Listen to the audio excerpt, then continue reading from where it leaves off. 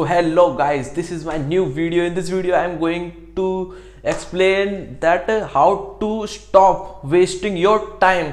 अपने समय को बर्बाद होने से किस तरीके से हम रोक सकते हैं। तो इसके अंदर मैं कुछ 4 पॉइंट बताऊंगा। 2 पॉइंट मैं बताऊंगा, 2 पॉइंट मेरा दोस्त बताएगा। सबसे पहला मैं बता देता हूं कि इसके अंदर हमें अपनी जो ओवर थिंकिंग है अपने प्रति, कि हम ज़्यादातर सोचते रहते हैं चीज़ों को, मगर ऐसा होता नहीं है रियलिटी में। अपनी थिंकिंग को कंट्रोल में रखना है। उसके लिए हम क्या कर सकते हैं, हम जो है वो ज़्यादातर रियलिटी के बारे में सोचें कि रियलिटी क्या है। अपने सपनों के बारे में थोड़ा कम सोचें, क्योंकि सपनों को पूरा करने के लिए पूरे वक्त सपने देखना जरूरी नहीं है। सपनों को पूरा करने के लिए रियलिटी में आके मेहनत करना जरूरी है। सबसे पहला मैंने बताया कि हम अपने जो ओवर थिंकिंग है उसे कंट्रोल करें। इसी तरीके से हमें अपनी थिंकिंग को इतना बढ़िया बना लेना है कि हम जो सोचें ना वो रियलिटी में हम कर सकें, क्योंकि यही हमारे पास सक्सेस होने का एक रास्ता है। क्योंकि हम जो सपने तो देख सकते हैं, मगर बहुत लोगों के सपने हैं जो सिर्फ सपने ही रह जाते हैं। इस सपने को पूरा करने के लिए हमें इस थिंकिंग को रियलिटी में लाना पड़ेगा। उसके लिए ओवर थिंकिंग करना छोड़ना पड़ेगा। मैं ये नहीं कह रहा कि थिंकिंग करना छोड़ दो, ओवर थिंकिंग करना हमें छोड़ना पड़ेगा। दूसरा पॉइंट है वो ये बताएगा।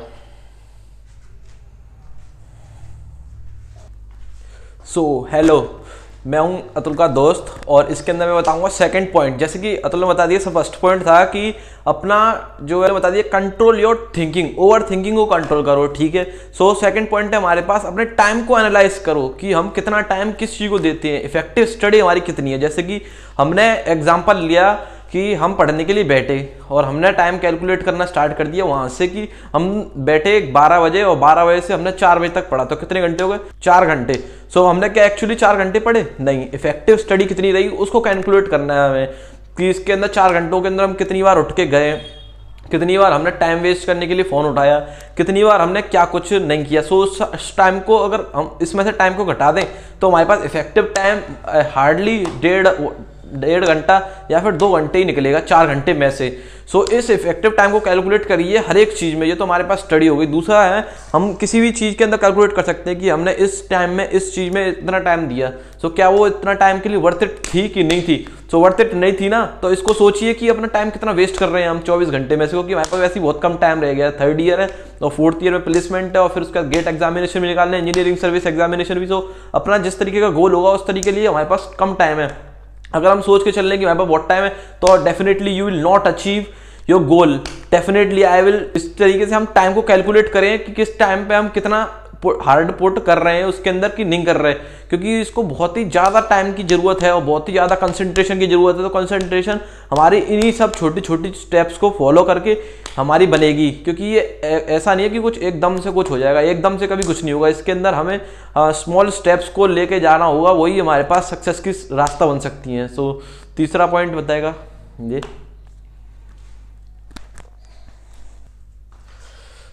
तीसरा पॉइंट है अपना, दूसरा पॉइंट इसने बता ही दिया। तीसरा पॉइंट है अपना टाइम टेबल बनाइए, क्योंकि बिना टाइम टेबल के, बिना एक प्लानिंग के हम कुछ भी चीज अचीव नहीं कर सकते। हमारे अंदर चाहे कितना भी पोटेंशियल हो, मगर हम एक अच्छे और क्लियर विजन वाले रास्ते पर नहीं चल रहे, तो हमारे पास चाहे कितनी भी ताकत हो, हम भागते भागते थक जाएंगे एक पॉइंट पे, मगर हमें अपनी मंजिल नहीं दिखेगी, क्योंकि एक हमारे पास क्लियर विजन ही नहीं है कहाँ तक हम भागेंगे। हमारी पोटेंशियल बहुत है, हम भाग सकते हैं और लोगों से कंपैरिजन में, मगर एक क्लियर विजन भी होना चाहिए। इसके लिए हमारे पास एक सबसे पहला बेहतरीन टाइम टेबल होना चाहिए।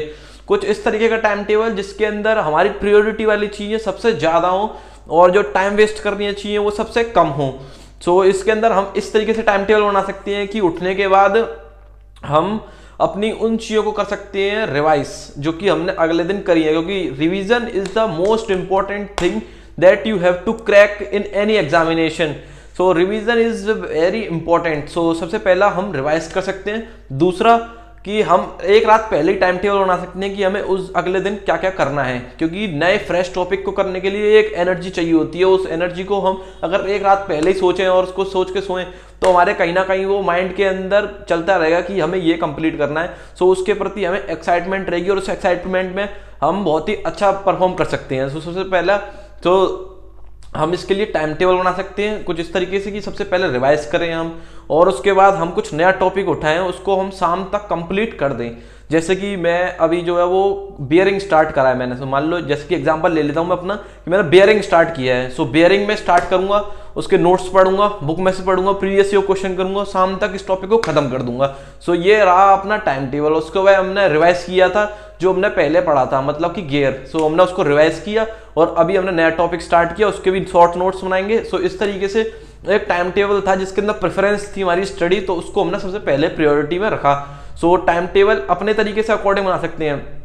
मेरा ये टाइम टेबल था, आप अपने अकॉर्डिंग बना सकते हैं टाइम टेबल। सो चौथा पॉइंट है अपना, वो ये बताएगा।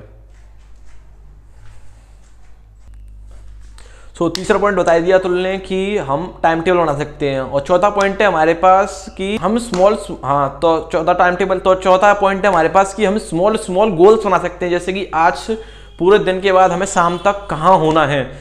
ऐसा गोल बना सकते हैं कि अपने टारगेट बना सकते हैं कि उसको अचीव करने के बाद जो प्लेजर हो उसकी थोड़ी पार्टी करो, ताकि उससे कि हमारा कॉन्फिडेंस बूस्ट अप हो, जिससे कि हम और भी आगे ऐसी स्मॉल टारगेट्स को अचीव करने के लिए और ज़्यादा एफर्ट लगाएं, अपना टाइम वेस्ट थोड़ा और ज़्यादा कम करते चलें और अपने स्टडी टाइम है उसको और ज़्यादा बढ़ाते हुए चलें, जिससे कि हमें ये रहेगा अंदर की अचीवमेंट हासिल करना है, इससे कि हमें कुछ वो मिलेगा, पार्टी मिलेगी या उस तरीके का कुछ। तो उसके लिए हम और ज़्यादा एफर्ट लगाएंगे ताकि हम उसको और जल्दी करें। हमने अपने गोल को 9 AM तक अचीव कर लिया था अगले दिन। आज हमें उसको 8 बजे तक अचीव करना है, क्योंकि हमें पता है इसके लिए हमें रिवॉर्ड मिलेगा। इसके लिए हमें कुछ ऐसा मिलेगा जिससे कि हमें खुशी मिलेगी। इस तरीके से हम स्मॉल गोल्स बना सकते हैं, उनको अचीव करके जो खुशी मिलती है वो भी खुशी कम नहीं है। इस तरीके से हमारे पास चारों पॉइंट्स कवर हो चुके हैं, जिसके अंदर सबसे पहला था हमारे पास कि कंसंट्रेट ओवर थिंकिंग को करना बंद कर देना है, और दूसरा था हमारे पास कि अपने टाइम को मैनेज करना, किस तरीके से हम क्या टाइम कर रहे हैं उसको कैलकुलेट करो, उसको मैनेज करो। तीसरा है हमारे पास अपना टाइम टेबल बनाओ, टाइम टेबल को फॉलो करो रेगुलर।